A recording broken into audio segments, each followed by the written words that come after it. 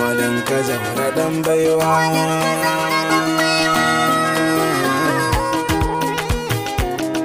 Alhaji Uba madadin kowa.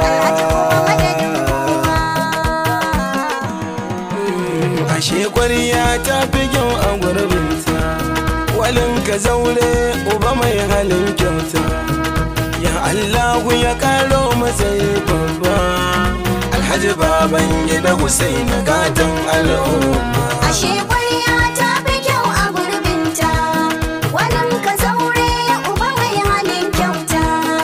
Ya Allahu ya karo matsayi babba, Alhaji Babangida Hussein gatan al'umma.